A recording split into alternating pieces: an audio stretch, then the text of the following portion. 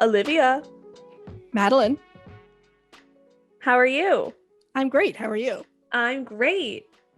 Welcome back to another episode of Another Picture Show podcast. Hell yeah. Hell yeah. Olivia and I are two best friends. I don't watch movies. Olivia makes me watch them. And then we talk about it. Indeed. Yeah. So I usually tell Madalyne what movie we're going to watch. We take a 15-second break to go watch the movie and then we come back. We watch at ultra light speed. Yeah.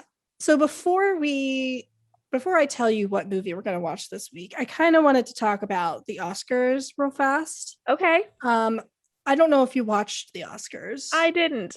Since this is a movie podcast, I figured we should acknowledge them. Sure. Yeah, they had super low ratings this year because, a pandemic, and also the Academy sucks. So people don't care because the Academy has been very bad about representing movies that represent the people watching the movies. Mm-hmm. And that was evident this year as well. I heard about some of the cheap shots that they kind of made, as far as like putting Best Actor at the end after Best Picture. Yeah, they tried to take chances this year and it didn't quite work out. They were trying to. Conspiracy theory is that everybody thought Chadwick Boseman was kind of slotted to win since he did an incredible performance, but he passed away. So everybody was like, oh, he's gonna get like a posthumous Oscar, and then the Oscars took advantage, theoretically, this is the theory, not confirmed, but they put it at the end so that they would get better ratings, so people would keep watching until the Best Actor award was read. And then it was Anthony Hopkins, which I'm sure he also did a great performance, but it was not what people thought. And poor Anthony Hopkins couldn't even like zoom in to accept the award. Well, okay, so that is a false narrative. That he wasn't allowed to zoom in. That's not true. He was in Wales and it was 4 a.m. and he's 83. He wasn't planning to come to the ceremony at all. And he announced this weeks before the thing. So I'm sure he had a Zoom link had he chosen to zoom in, but it was also 4 a.m. I heard they wouldn't let him do like pre-record a speech in the event that he won. I heard they wouldn't play it if he like pre-recorded like I don't know about that. I don't know, but I'm just saying.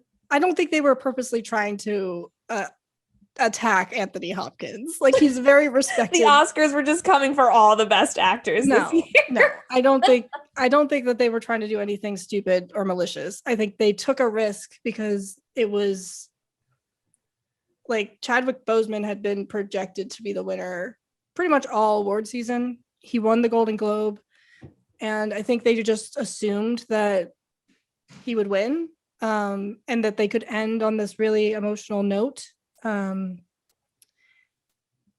then it just didn't pay off, and it was like really anticlimactic because Anthony Hopkins wasn't there to accept the award. I think if he had been there might have been a moment of like, what the fuck? But then he could like at least speak and acknowledge that he won and acknowledged Chadwick Boseman, because that's what everyone was thinking was the reason that they did this.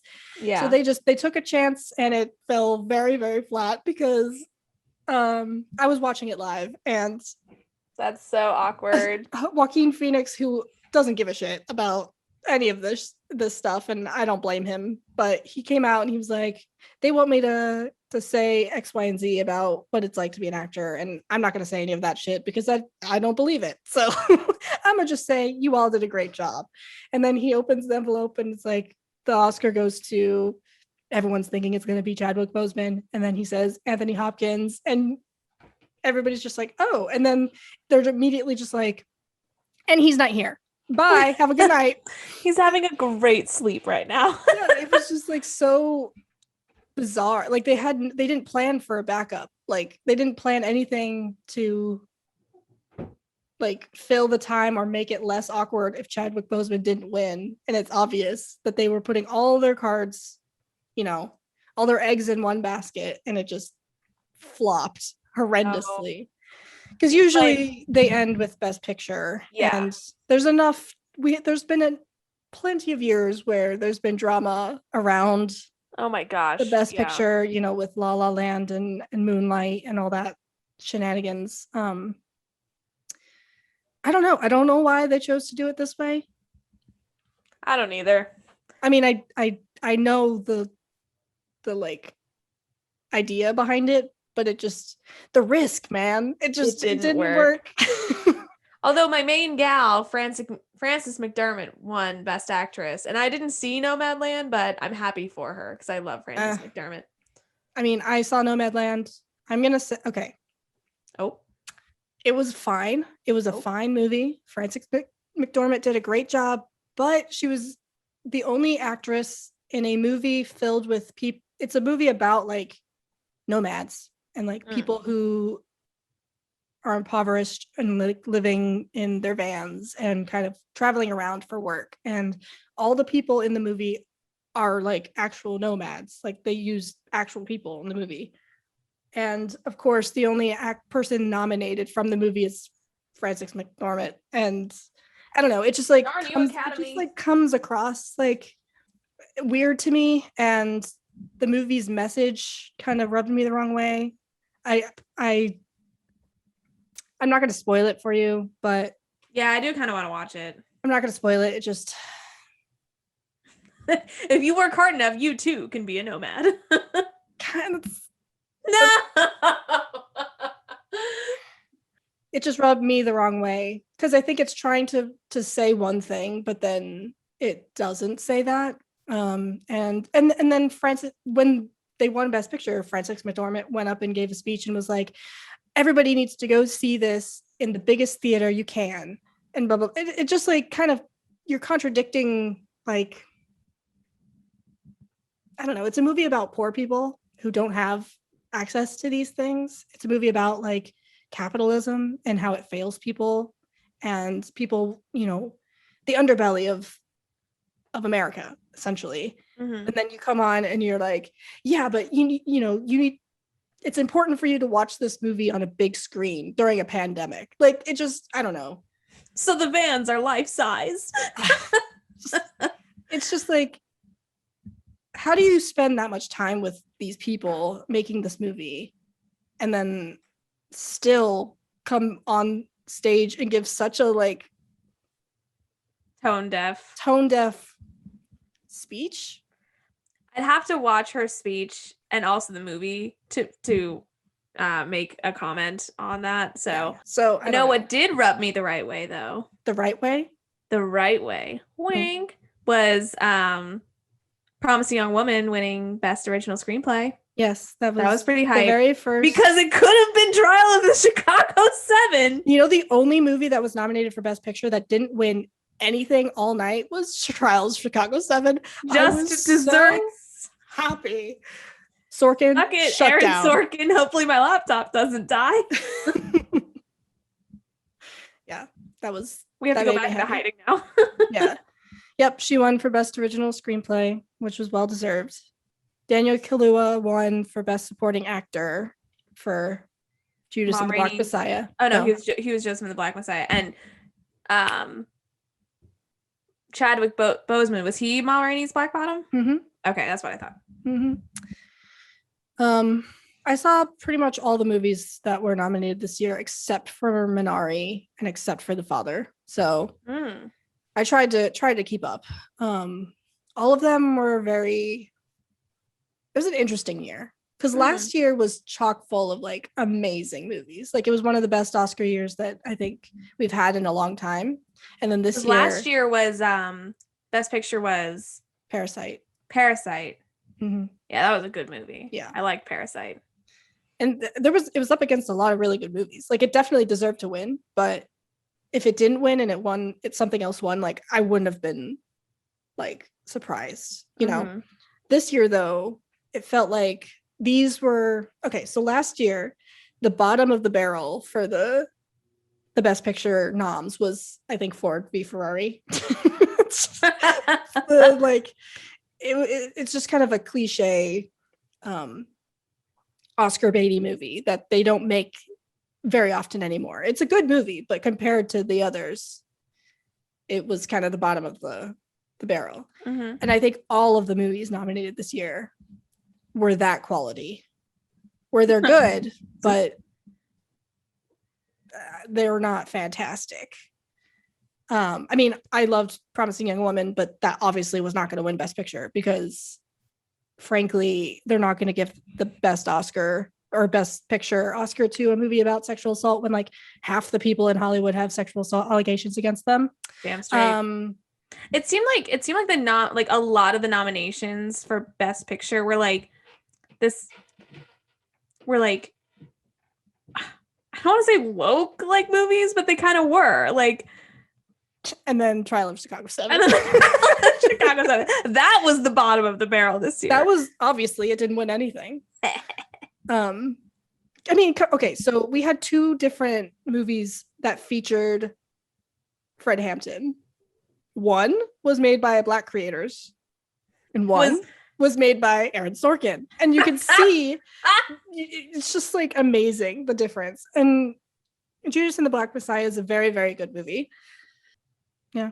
Well, anyways, that was the recap of the Oscars. I just wanted to vent about it publicly. I feel that. Yeah, since this is a movie podcast. But, darn right it is. Anyways, we'll get to the movie that we're watching. I know, I'm excited.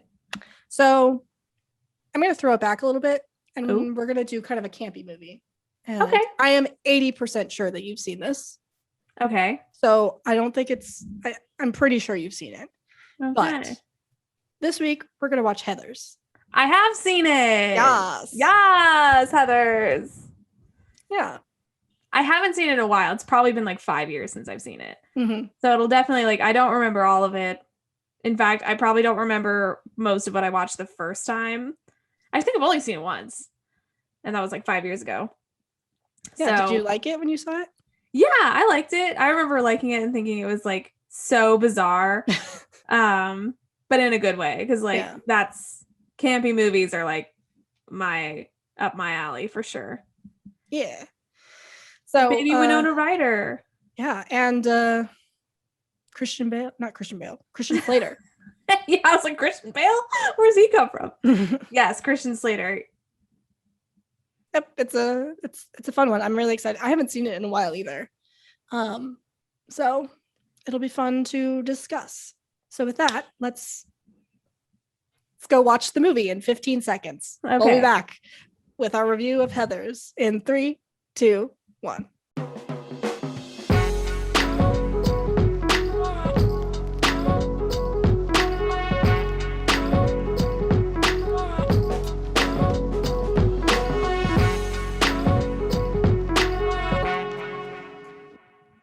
And we're back. Hey, y'all. Just went and watched Heathers. Oh, good. That was the movie we were supposed to watch this week because I almost forgot. And I was too embarrassed to text you and be like, remind me again what we're watching. But I did watch Heathers, so we're on the right page. Yeah. So before we get into the movie, let me just give some brief stats and then we'll give our thoughts. So Heathers is a 1989 Black comedy teen film written by Daniel Waters and directed by Michael Lehman in both of their respective film debuts. It stars Winona Ryder, Christian Slater, Shannon Doherty, Lisa Ann Falk, Kim Walker, and Penelope Milford. So, Madalyne, can you give us a brief synopsis of Heathers? Where do I even begin? Okay, so Heathers is about Veronica, Winona Ryder, who at some point has befriended these 3 gals all named Heather. There's a Queen Heather. People just weren't very creative with names back in the 80s, I guess. Yeah, I mean, it was very funny. I mean, I like the name Heather. It's not a name you hear a lot these days, but yeah, it was just funny that they're all named Heather. So she somehow has infiltrated the Heathers group. There's the Queen Heather, who is a raging fiery bitch, no redeeming qualities whatsoever. And she and Heather go to this party. Well, before that, she meets this like dark, mysterious guy named JD, and she and Heather have a falling out afterwards, and JD essentially is like, oh, I can help you get back at her. Boom, they accidentally murder. Well, she is unknowingly murders Heather. And then the fallout from there regarding like teen suicide, because that's what they use as a cover up, and like, you know, the whole Hydra phenomenon, like, you know, you chop the head off, 3 more heads grow out. Like, there's no getting rid of like the fiery bitch, because somebody will always replace like the top dog or like the evil, you know, evil powers that be. There's always going to be some sort of like new force that enters. God, it's fucking crazy, man. Like, so many kids die. Light, but not so light jabs at homosexuality. What else we got? Domestic terrorism. This is before Columbine, so somebody brings a gun to school and like nobody bats an eye. Like, yeah, he's not labeled a domestic terrorist for bringing a gun to school, which is definitely something that qualifies as domestic terrorism in my mind. But yeah, I think the conversation around like where we're at in the era of like mass school shootings, yeah, it was the you know, audience in the 80s, and the reception is a little different, but we can talk about that later. Indeed. And it ultimately ends with Veronica kind of deciding that she's done trying to, you know, please like the mainstream crowd, and she's going to be herself, and she's going to have the friends she wants to have, and she's going to do what she wants and fuck the world or whatever, and supposedly lives happily ever after, but I'm skeptical. Yeah, that's Heathers in a nutshell. Madalyne, what did you think of the movie Heathers?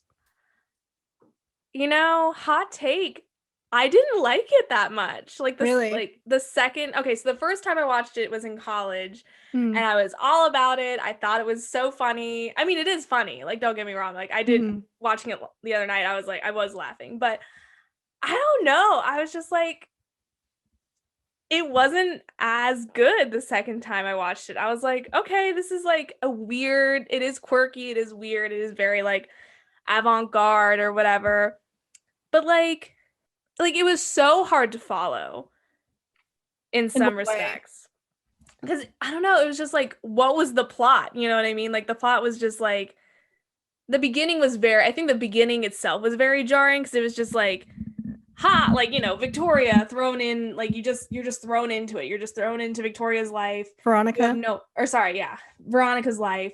You have no idea like who she is, what her importance is, like how she really fits in with the Heathers, and that's like kind of the thing, like, she doesn't really fit in with them. But and then like JD shows up out of nowhere, and like his whole character, his whole side story with his weird relationship with his dad, and like his mother's death, and like his like just weird personality, like all of that was just like so bizarre. I don't know. It's hard to explain. Like, I really was just having a hard time like watching it and being like, what is the point of this movie? Like, is there supposed to be a point of this movie? Because like they're ringing the bell on a lot of like key issues that, you know, were probably important at the time, and also, you know, continue to be an issue into today. So I don't know. Like, I still like the movie. I just did not like it as much as I did before. It just kind of lost a little luster. Gotcha. I like Heathers. I think it's like a very interesting staple in like the teen film, like the teen movie. Because when it was made, it was kind of supposed to be a contradiction to the John Hughes films of the 80s, like very how those movies are really like leave you with a sense of hope at the end, and they're very kind of romanticized. You know, there's all the tropes that are in John Hughes movies in Heathers, like, you know, the stupid jocks, the like mean girls, the weird, you know, outcasts, the parents that are dumb, and the teachers that are, you know, dumb. adults. Dumb adults. Yeah, like all the tropes are there in Heathers, but it's doesn't leave you with like the same feeling as a John Hughes movie does. Right. And I think there's an edginess to it that I can appreciate. I know the first time I watched Heathers, I was like, what is this? Like, I don't understand this. Because, you go into a teen movie and you kind of expect that John Hughes ending or the like feel good wrap up at the end. And then it, they start murdering people and you're like, what is this movie? And like, they say things like "fuck me gently" with a chainsaw. Yeah, I will admit, like the bit lines from the movie is phenomenal. If you hear barking, I apologize. There are dogs afoot. Right. But yeah, like "fuck me gently" with a chainsaw. Honestly, my favorite line, and this is like a little controversial, was when they killed the two jocks and the cops are like on the scene. And he's like, well, I know why they killed each other. And he's like, what? The other one's like, what? I don't get it. He pulls out a bottle of mineral water and he's like, does this answer any questions? I think mine is I love my dead gay son. Oh, that was good too. Yes, that part was brilliant. There's a bunch of really good lines. I think that's why it's like part of the reason why it's lasted so long and like the pop culture zeitgeist of teen films, because it's been so inspirational and like its edginess has people have tried to mimic it in later films. Like there's Jawbreaker, which I think was the 90s, either the 90s or early 2000s. It's like another kind of like teen murder black comedy with a bunch of mean girls essentially, and then Mean Girls in the early 2000s. So it's its mark on the teen drama, or the teen movie is like, you can't discount that. But I do think that we live in a really weird time, and looking back on this movie, you have to like kind of distance yourself from like modern reality to enjoy it, because it can be really triggering, and also it's just a weird perspective, because like when they made this movie, they weren't thinking about school shootings. Like you said, it was before Columbine. So the like image of a white boy in a black duster coming into a school with weapons, like that's a very familiar thing to teenagers now and like millennials, that people who made the movie didn't have to think about or grow up with, really. So it's like a very interesting reality that we live in watching this movie now. Yeah. No, I agree. I agree. I kind of realized, I was like, I kind of have to like remember like the time period in which it was made to like, because I wasn't sitting there being like, oh, how insensitive, like he pulled out a gun. Like I wasn't thinking that. It was that part. It was just so strange. Like it was just weird, So yeah, it definitely is for that movie. Like it was made in the 80s. It was made before like the school shooting crisis that we have on our hands ever made headlines. But yeah, I don't know why. Like I was just watching it last night and I was like, oh, this is a good movie. But like, I don't know. I was just like, okay, cool, Heathers. Cool. Do you think it worked as a contradiction to the John Hughes? Yes, because I didn't think of it that way. Because I was thinking also like, hot take, I don't really like a lot of John Hughes movies. Like, that's not a hot take. I don't either. Oh, okay, cool. I was like, are we about to fight? Because I was like, no. I do not like The Breakfast Club. I would fight the entire Breakfast Club, all of them. That nerd, yeah, punch him right in the face. Anyway, so yeah, it makes more sense, especially like the recurring tropes being kind of like parodied. I like that a lot, like now that I think about it. I wish I really could put my finger on what was like not doing it for me. I think maybe some movies, I feel like somebody was saying this the other day, like some TV shows are like hard to revisit because it's been so long. Like I know somebody who like, I was watching Gilmore Girls and they were like, oh, I can't watch Gilmore Girls. Like it feels too long ago, which is interesting because Gilmore Girls was like early 2000s, so it's like not even that long ago. But maybe it's that for me. Like it's just like this movie is like just like so far away for me, and like it's modern, but it's not. You know, it's like the modern era, but it was set, you know, over 30 years ago. So I don't relate to anything that happened. I don't know. I don't relate to like that high school, like, I don't know. It's so hard. I just don't relate to it that much as I thought I would. That's interesting because I feel like what Heathers does well, for me at least, and for I think a lot of people that look back on Heathers and like why it's like still so relevant, is because it like touches on all of these issues that are like real issues for high schoolers, but in a way that's like satirical, so that it, you know, when it came out, it was shocking and like kind of legitimized them in a way that like John Hughes films didn't, because it like, you know, the John Hughes films ends with like a hopeful ending where like the jock and the like douchebag and the popular girl and the Breakfast Club can get together and have a happy future, you know, allegedly, and the rich kid and the basket case can get together and, you know, have a happy ending, when like, you know, that's not out of the realm of possibility in real life for people, but like, I don't know, that's not how it usually works. No. And Heathers, it like really satiric, like makes fun of all of that in a way that I can relate to, because I mean, in high school, like people committed suicide, people died, or, you know, were made fun of, and there were cliques and whatnot, but it wasn't looked down upon as just like dumb teenage angst, as I feel like a lot of teenage movies make it. Whereas this is kind of like, no, this is society. Like life sucks for high schoolers and beyond. Yeah. You know, it's only down from here, kids. Like, I mean, I can appreciate that.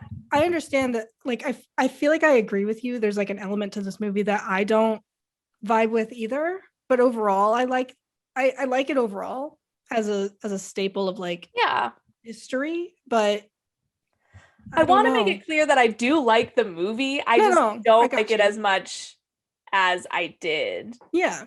Maybe because I was younger, like I was closer to high school. I was in college, but I was like probably like 19 when I watched it. So I was like, yeah, I remember this like very, very vividly. Yeah. And that's why I liked it more, you know. Also, like,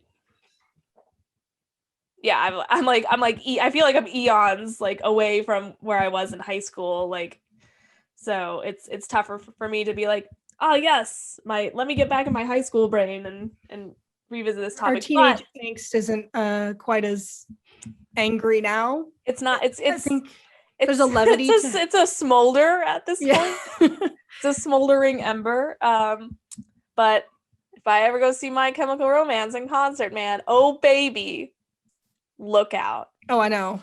Or someday. I will be a basket case on the floor of that concert. Don't whatever you happens. Forget about me. But that's why I appreciate Heathers, because like they're all, like we said, they do touch on so many like important things.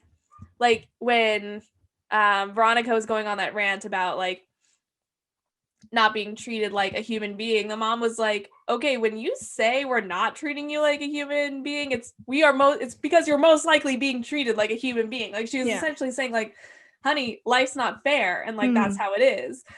And like, harsh, mom, but like she's kind of right. Like when she said it, I was like, damn. Like, because I feel like in a way, I'm not trying to demean, you know, young adults and high schoolers, because obviously all their problems are real and stuff, but like their real world is going to change drastically. And like their real world is, for many, not all, like very dependent on like their family and like, you know, their social circle. And like not to say that it all gets like ripped away, it doesn't, but it's like it all becomes like it all completely shifts, and you have to face like a completely new reality and a completely new world, a new set of problems. So it's, I would say that like the problems that they have in high school, it just like when they leave high school, it's just added on. You know what I mean? Say, yeah, it's like exaggerated almost. It's like if they have issues with like money and their social circles and whatever, like that stuff doesn't change because people still suck, and like your financial situation doesn't like easily just change overnight when you leave high school. It's like you just are added, like you're given more responsibility essentially. So like it's just worse when you leave high school. Vote now. Congratulations. Yeah. So as Bowling for Soup says, though I do not like that band, high school never ends. It keeps going forever. I have a quote from when I was doing research for this movie that I think is interesting, and I think it's kind of like what we've been talking about. So it's a quote by Omar Sanchez from The Wrap.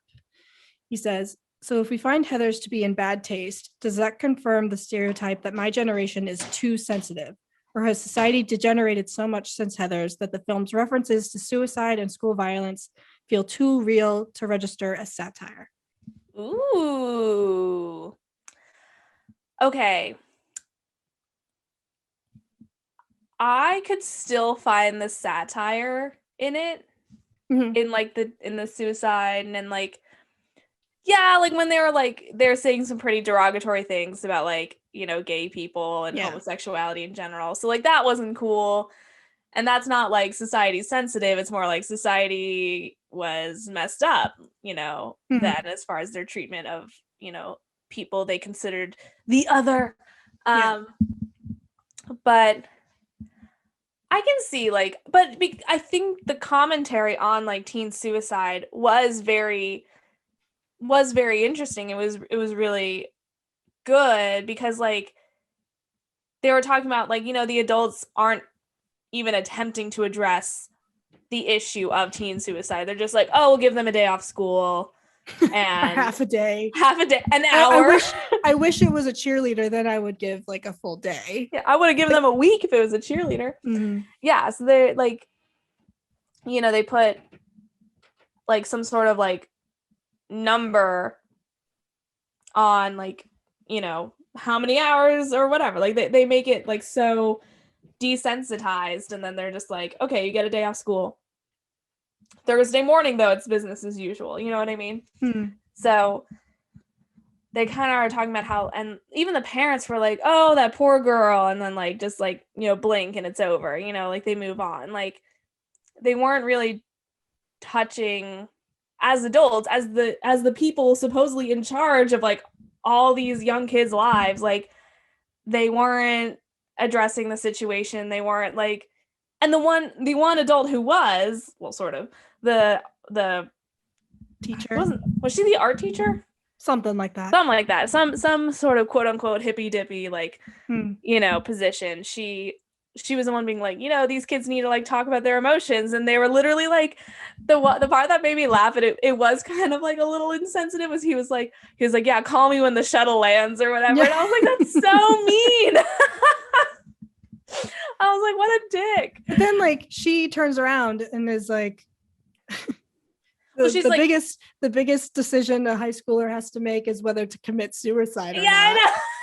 But that's what I mean. It's like even she's out of touch. Like she's like, the kids, like they need to talk about this, and then yeah, she turns around and she's like, to commit suicide or not to commit suicide, and then like the cameras and everything, like it was performative in the end, but like for a hot second, she was the only one who like had any sort of redeeming, like we need to like help these kids through this like really troubling time, especially as it became like a epidemic in their school. You know what I mean? Because it was well, quote unquote, an epidemic. It did kind of remind me of like Jennifer's Body a little bit, in the way that people were kind of taking advantage of the tragedies that were going on. Yeah. You know, like in Heathers, people were like, oh my gosh, she was just a troubled youth. or she was troubled and nobody knew the real her and she could never be herself, and I never understood, like trying to make her death into something that it clearly wasn't for anybody. Like nobody liked her, like it wasn't when she was around, for good reason, because she was a mean person to them. And then they tried to turn it into, oh, she was just misunderstood. And I went on a date with her and she said I was boring, but really I'm not boring. It was because she hated her life. That was brilliant. That was so fucking funny when you said that. I was like, somebody would say that though. Somebody would be like, oh yeah, I went out with her and like, I don't know, I think, I was too good for her, too powerful for her, whatever, you know what I mean? Like just some stupid bullshit. Because you can say whatever you want about somebody who died, which is like also kind of fucked up. Because at the same time, like who wants to be the one who's like the only person out of like all the people on the news, whatever, being like, she was a fucking bitch. What are you talking about? You know what I mean? Like she's dead. She committed suicide, but like she was a bitch. Yeah, like I'm sad she killed herself, but like she was horrible to everyone.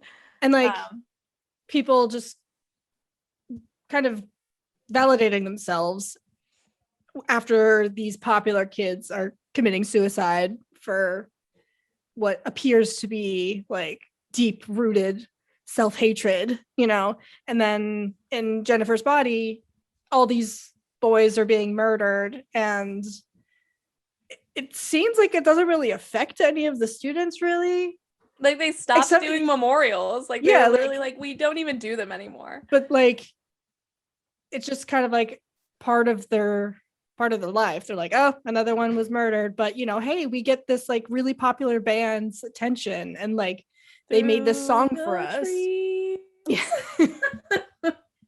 So I think it's interesting. You can even see like Heather's inspiration in movies like that. Yeah. Like the satirical take on tragedy in a high school setting. What did you think of people's reactions to like what we've been talking about, people's reactions to like Heather's death and like the two boys getting shot or committing suicide? It's not outside of the ordinary. Yeah. I mean, like, you see, in the news or like, when we went to high school, unfortunately, a couple people died. Mm-hmm. And people would post like, oh, we were like such good friends. Like we've been best friends since like 4th grade. And it's like, you didn't know him. Like you had 2 classes with him. What are you talking about? Like, or other people. And like I said, people can say what they want about somebody who died. Like they're not around to refute it. They could be like, yeah, we hooked up once, like, or whatever. Like it's definitely not outside the ordinary. The second Heather, the one with the brown hair, slayed me on all of she was like showing up on all the different newscasts. They're like, how many channels did she run to?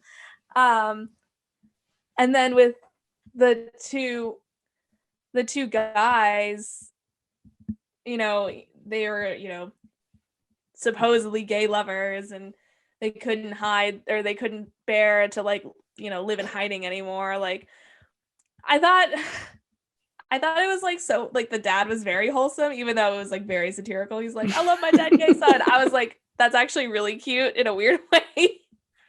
Yeah. It was very radical at the time. Yeah, like how accepting he was. Although after he was dead, it's easy to do that. It's easy to say that when he's dead, you can say what you want when somebody's dead.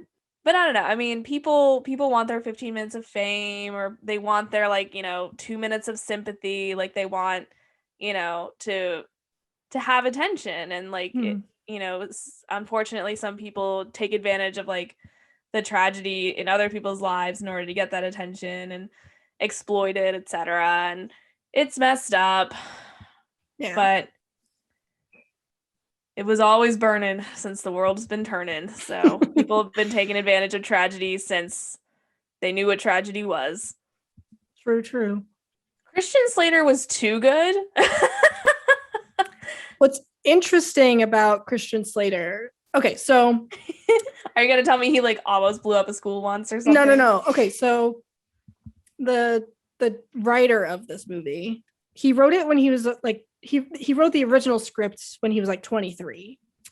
And the more I read into Heathers and like his idea for what it was supposed to be, I could definitely get a sense that it was like he was just an angsty guy out of film school, like trying to write his very pretentious artsy film that was going to like be a huge commentary on society. Because like he wanted this, he wrote it in hopes that Stanley Kubrick would direct it, you know, like director of The Shining. Yeah, Stanley I was gonna Kubrick. say like The Shining, Stanley Kubrick.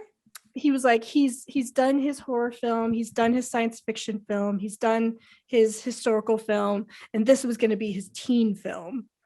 It's like, kill me. I mean, you're aiming for the stars, but the original script was like almost 200 pages because he wanted Stanley Kubrick to make it a 3-hour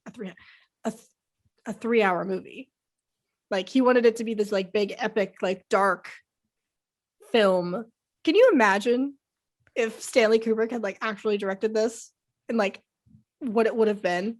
But I don't know if I can. Obviously Stanley Kubrick didn't do that. Yeah. Stanley was busy. But knowing that Christian Slater was doing a Jack Nicholson impersonation in his role as JD. And you can like tell. He's doing a great job. Yeah. It's a very good Jack Nicholson impersonation. But how old was Christian Slater when he made the movie? I want to say like 19. I don't know. Okay, so I'm not sure. He was pretty young. I know Winona Ryder was 16. Yeah. She did really, really well. Yeah. I thought she was great. I think I also just have an issue with like pretentious main characters. Like Winona did a great job acting wise, but I feel like all the her character and JD were both just so pretentious in like completely different ways. I don't know. I'm a gifted kid and like my parents yanked me out because they're worried I wouldn't make friends. And it's like, bitch, you don't have friends. Like you still don't have friends. And I'm sure the movie was like trying to point that out. Like, like she had all this like potential and now all she does is brag about the fact that she had potential. You know what I mean? And then she's like, oh man, now I have to send my SAT scores to like to the prison college instead of Stanford or some stupid shit like that, or like some state school. And I'm like, girl, like, and then like the big words that she used when she was writing in her diary, like, I know some people probably do write like that, but yeah, I wanted to talk about her writing like in also, like 90 size font. I was gonna say her huge handwriting. She had like 4 words on a page. Like her character she's like good at forging people's handwriting, but like her natural handwriting is like size 120 font. It's and like atrocious. It looks like she's a psychopath, just like writing. It's like insane. I thought it was hilarious. I did too. I was like, I noticed that as well. I was like, holy shit, her handwriting's huge. Like, can they not like? Could she write smaller? They just zoom in more. Like, we don't need just like she's literally like narrating what she's writing. Like we don't even need to see what she's writing. Yeah, exactly. Oh my gosh, that was really funny. I'm glad you saw that too, because I was like, damn, like she got big ass handwriting. I thought I had big handwriting. Oh yeah, the forging thing was like kind of funny. Like that could have been the way to show like she's smart. She's like, I mean, she is smart. Like you can tell in general the character's smart, but without her just like constantly like saying how like smart she is and like using big words, I feel like it was just too forced that she was like this like smarter than I'm not like the other girls kind of girl, because that's definitely what she was. That's definitely what her character was like, I'm not like the other girls. She wasn't necessarily a pick me, but she also was like hard to describe, but like her character I know was originally written to be like a female Travis Bickle. If you ever seen Taxi Driver. No. Okay, well, Travis Bickle is like a Vietnam War veteran that's come home and is, he's very mentally, I don't want to say deranged. He's got PTSD and is like hurt from his time in the war, and is like, it's just a like very cynical look at how the Vietnam War turned people, like white men, into like terrorists essentially at a certain point. And she was supposed to be written as kind of a female teenage version of that, which I don't think it translated into the film that way. No, it was definitely just like a holier than thou, like, I'm right, you're wrong, everybody's an idiot kind of mentality. And JD had a similar mentality where it's like, I'm right, you're wrong, everybody's an idiot.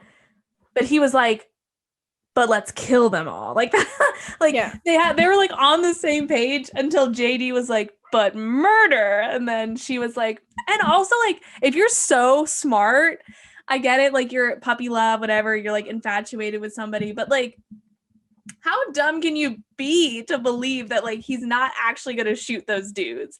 Like, okay, the and even the draining liquid, like, I wouldn't, if I were her and I really was adamant, like, and I really was as smart as I thought I was, like, I wouldn't be even letting this hoe pour the drainage liquid into the cup. I would have been like, put that shit back under the sink, like, don't even do it. And then he puts the fucking cap, like, why do you put a cap on a mug? That has never been a thing. Y'all are crazy. Like, I'm calling bullshit on that one scene. So like, yeah, the fact that she thinks she's so smart and yet like she's letting her boyfriend like casually manipulate her into like killing people is the stupidest thing I've ever heard of. Like, it worked great for the film, but like as a character point, stupid. Yeah, I don't know. I think I like JD's character because it feels like real, like he's just like an entitled white guy. He so is. And like he thinks that he's so deep, and like he's like, I don't even know. The school is society, and you're just like you're nobody crazy. loves me. He's like, maybe I'm gonna blow up the school because nobody loves me. But it's like, no, you're just entitled. Like, I know your parents, your mom was killed in a demolition that your dad did, and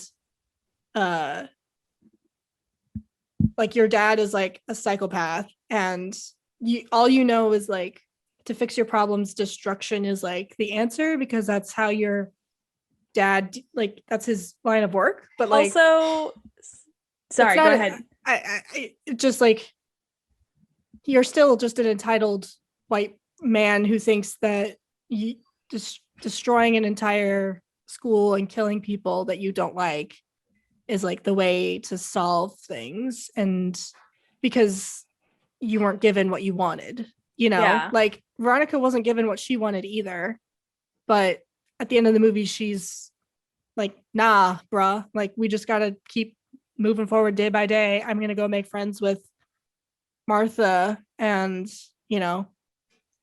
I'm the top bitch now, but like whatever.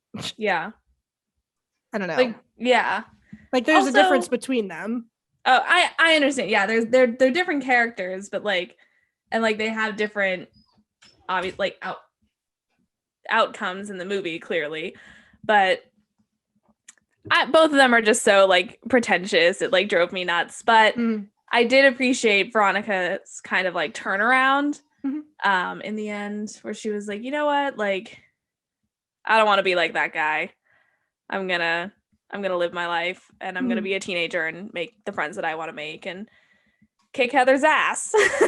But I just need to say that JD's dad was definitely like horny for explosions.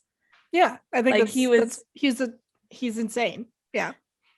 Yeah, their whole relationship was just very uncomfy. Like their whole like swapping roles as like father and son. I was like, I don't like this. Like, it was kind of cute, the first time you did it, and then afterwards I was like, this is weird.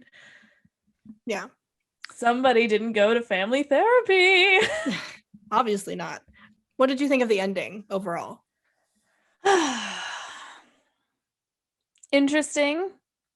I forgot a lot of this movie. Like, I forgot a large portion of this movie.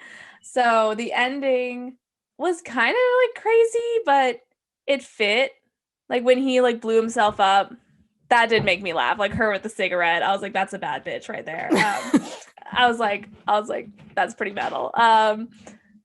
So like him blowing himself up, I was like, there was no other way. Like, it was either he was gonna like blow himself up, or he was gonna like get shot by the police or something. Like, there was no way JD was making it out of here alive.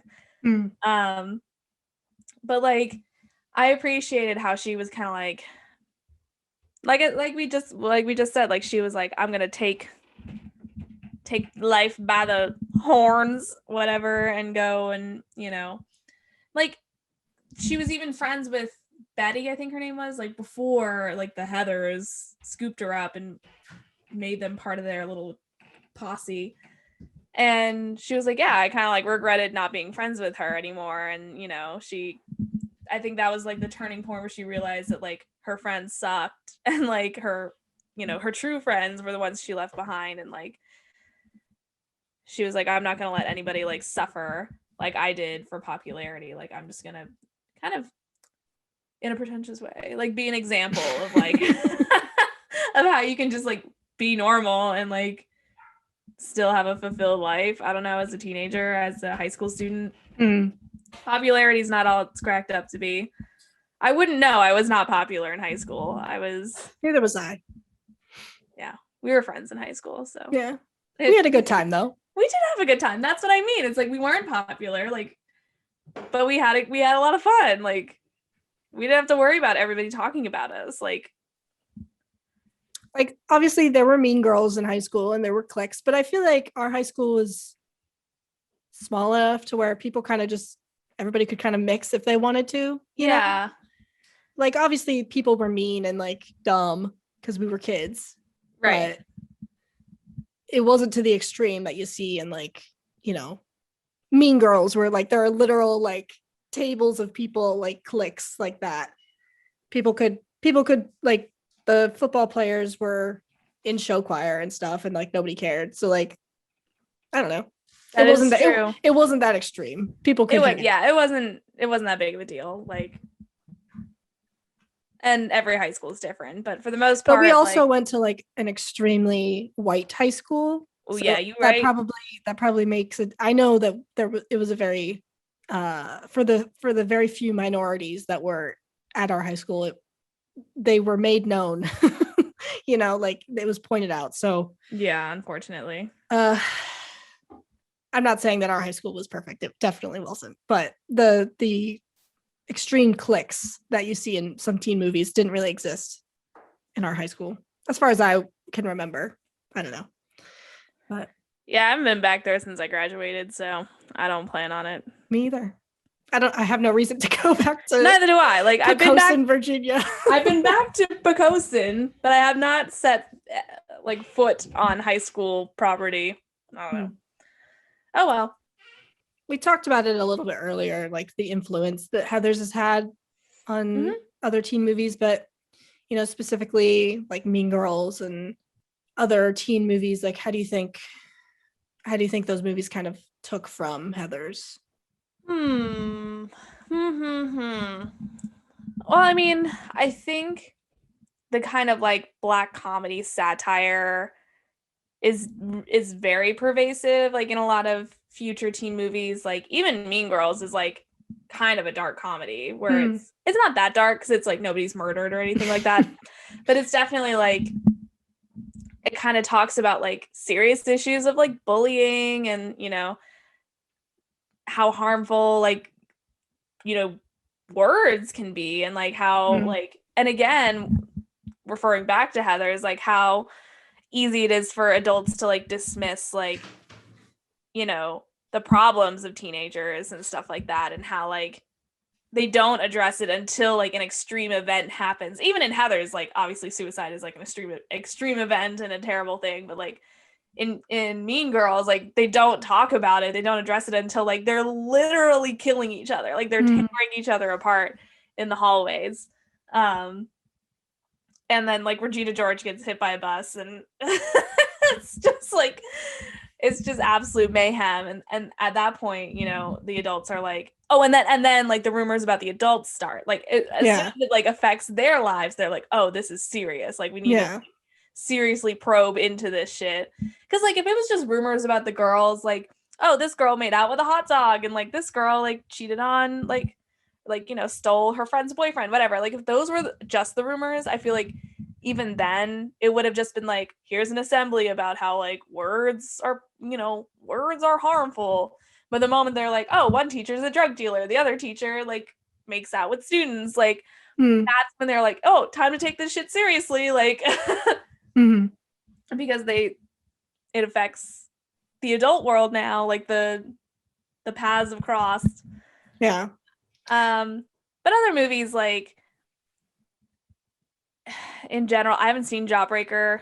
I'm trying to think of other like teen movies, like Jennifer's Body, as you said, like talks about how, you know, if tragedy isn't really addressed for what it is, and like your emotions aren't really like, you don't really like have time to feel, I guess, like what, you know, what you're going through, like when something, you know, bad happens, like you can get desensitized to it, and like it keeps happening, and like nobody's addressing like the issue.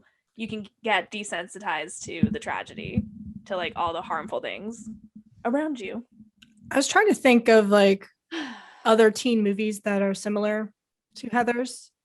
And then I was thinking about, you know, what if Stanley Kubrick actually made Heathers?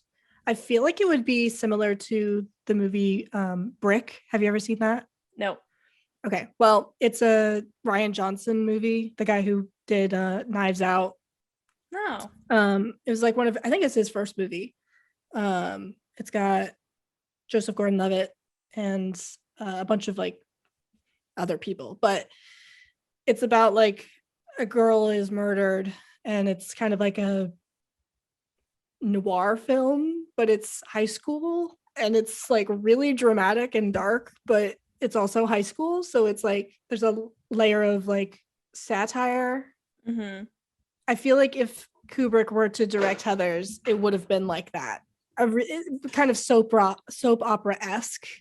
The satire would be in that it's so serious, you know, like whereas the Heathers that we have, it's like, oh, it's like overtly satirical. Yeah. But if it had been a 3-hour high school like dark drama, like it would not have taken off quite like Heathers has.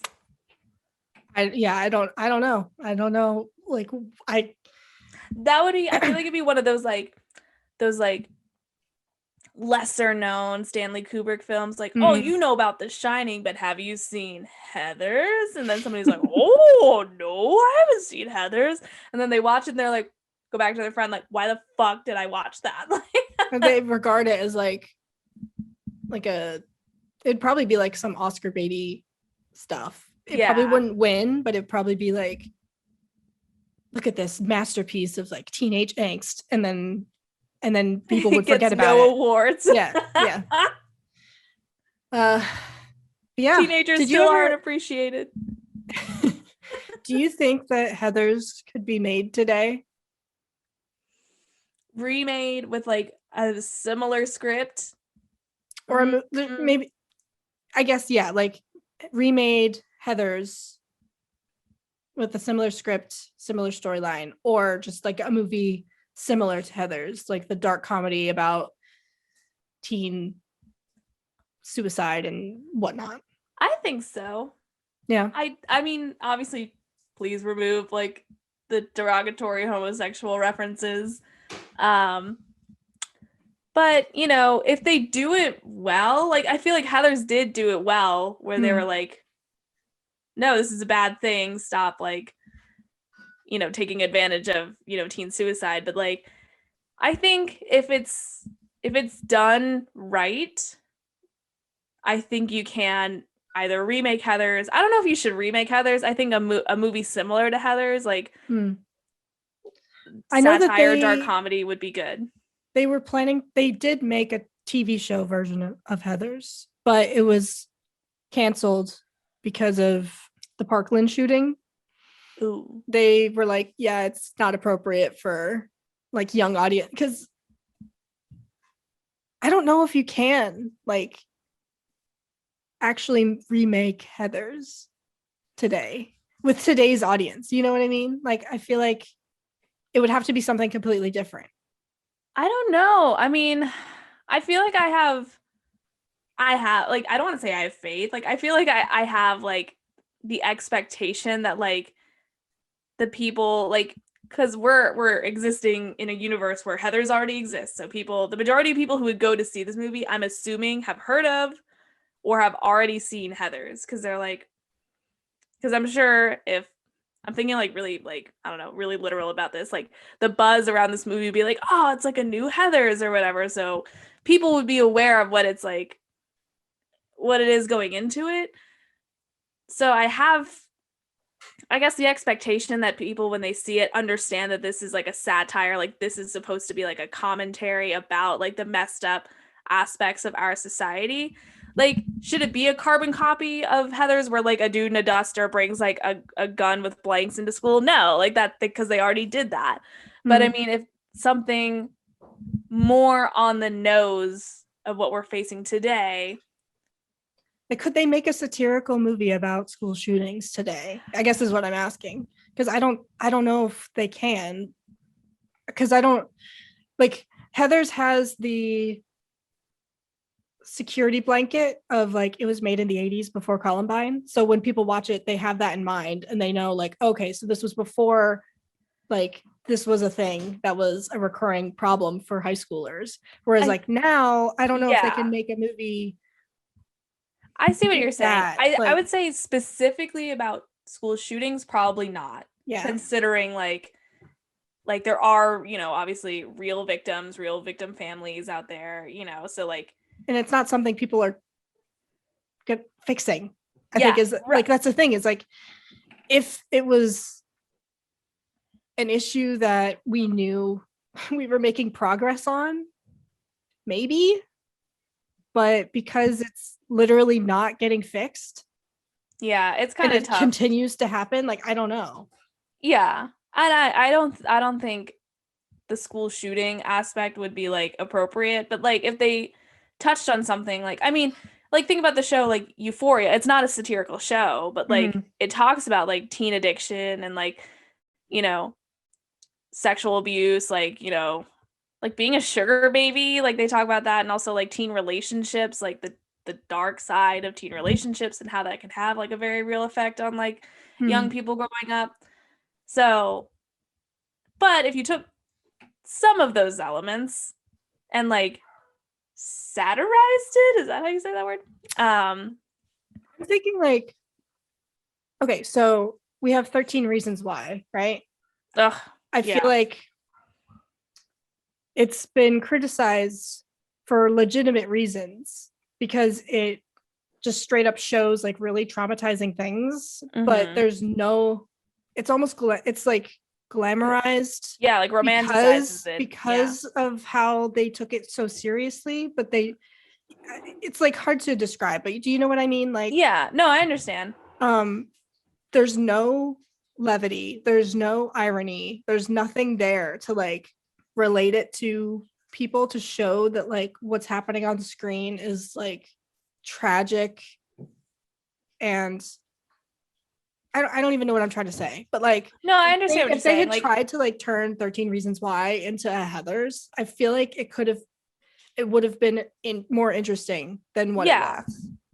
And I agree with that, because I agree with what you said. Like, they're like, okay, she's dead, and like now we're just gonna watch like 14 fucking episodes about how everybody somehow played a role in her suicide. And because the idea is so ridiculous that she made 13 tapes.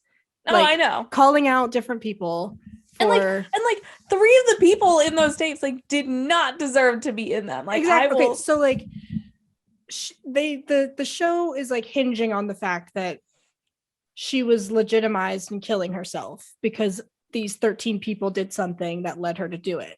When that's like a ridiculous thing that we shouldn't be telling teenagers that like You it's can't other just play people. the blame game. Yeah, you can't. You can't play the blame game and then kill yourself. Like, sorry, that sounds like a very blunt statement. Yeah, I mean, but if they had made it satirical and made these tapes like an extremely ridiculous thing, and her suicide is not something that is light, but is something that is like she turned it into production, you know? Yeah. Like, I feel like there's potential there for that scenario to be a Heathers type thing, piece of media that our generation can relate to without it being a school shooting type, like, yeah, you know what I mean? Because I feel like teen shows these days, like the popular ones, are too serious. Like 13 Reasons Why, fucking Riverdale. I mean, Riverdale's Euphoria, ridiculous. like Euphoria. Yeah, like they're so serious. Like Euphoria is a beautiful show. Don't get me wrong, but like, and like all the performances are chef's kiss. But like, it is so damn sad, yo. Like I'm just mad depressed every time I watch it, and I mostly, not gonna lie, watch it for the makeup looks. I'm like, I'm sure that's why a lot of people watch it, but full tea, full shade. I'm into the glitter. I think part of the reason that Heathers works is because it has that satirical element to the seriousness, because high schoolers, like, going through life, like, you have to have a sense of humor to deal with like tragic, like the tragedies that happen through life. You know what I mean? Like, what you just said was too fire. God damn it, Ryan. What are you cooking back there? Oh, they just this you need a sense of humor. Yeah, you need a sense of humor to like deal with things, and most people are able to like find humor in things that aren't funny. Like, and you have to in order to be able to keep going. If you take everything so seriously, then like you're not going to be able to make it very far. Yeah, exactly. And I think that's why Heathers works for that generation. And our generation doesn't quite have that yet, or at least the Gen Z, you know, teen movies doesn't really, they don't have something similar. So I don't know, maybe the quote of like, is this, you know, the stereotype of this generation being too serious, also with like our reality is just so ridiculous that it makes Heathers look childish. I mean, I keep bringing it back. I feel like I've said this again. I keep bringing it back to like Billy Joel. Like, we didn't start the fire. Like, this whole song is about how like the entire world is ridiculous, and it's always been that way. Mm-hmm. So I feel like it's kind of a cop out to be like, this generation's too serious because we live in a crazy time. We do live in a crazy time. Mm-hmm. However, like crazy times happen like every 5 years. So I feel like maybe we're too serious, or like the Zoomers or whatever you want to identify, whatever generation you are, might come across too serious because like there is so much social like commentary like flying around, because like, you know, I'm gonna blame it on them damn phones, but like we have social media, we have smartphones, we have like the internet in our fucking hands, you know. So like we have access to all this information that like you and I didn't have access to like when we were in middle school and high school. Like iPhones were just becoming like, I think the first iPhone came out when we were in like 6th grade. I didn't get an iPhone until after I graduated. Yeah, I didn't get a smartphone until I was like a senior in high school, I think. Like, we have so much information, and like we're just, you know, everybody's just inundated with it. And, you know, young people now are kind of realizing like, hey, like this is going to be the rest of our lives. So like we need to, you know, focus on making our future better.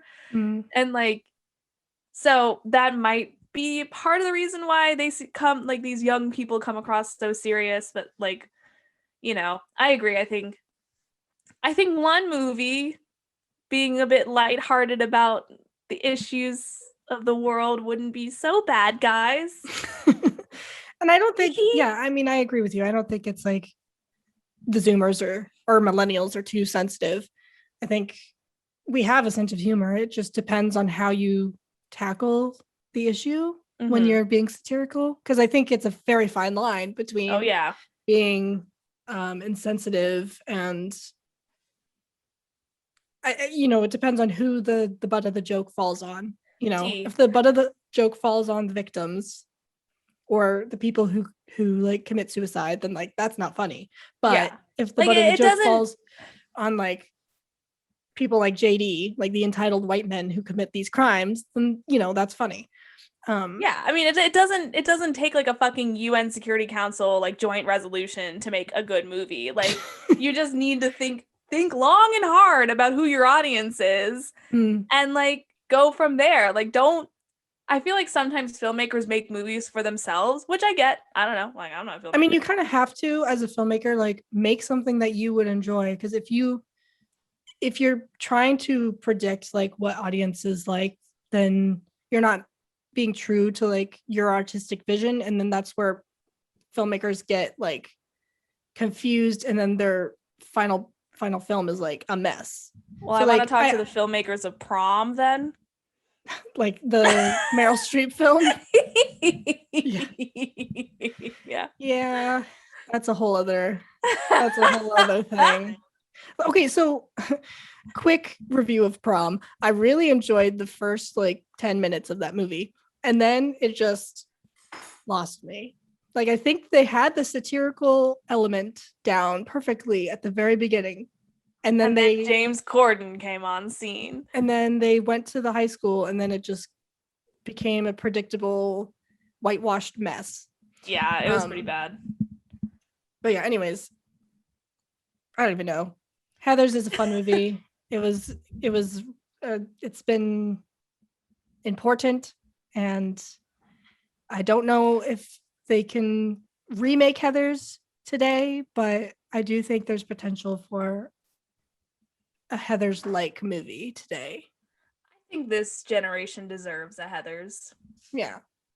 All right. Well, we can probably start wrapping up. Oh, well, okay. Before we wrap up, I do want to say, have you seen Heathers the musical? No. Okay. I really enjoy Heathers the musical. I couldn't end this podcast without mentioning it.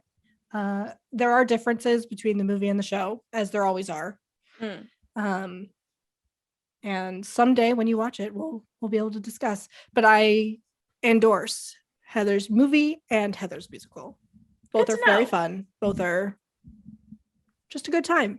So with that, do you have any final thoughts on Heathers the movie? No. All right. Gonna go drink some mineral water now. Ooh, are you trying to tell me something? No, it's come a long way, Olivia. Lots of people drink mineral water now. All right. Okay. All right. Well, I think we said everything we could say at this point. Yep. Thanks for chatting, as always. Of course. It's my pleasure. What's your damage, Madalyne? I don't know. How much time do we have? I thought we were wrapping up. Not getting started again.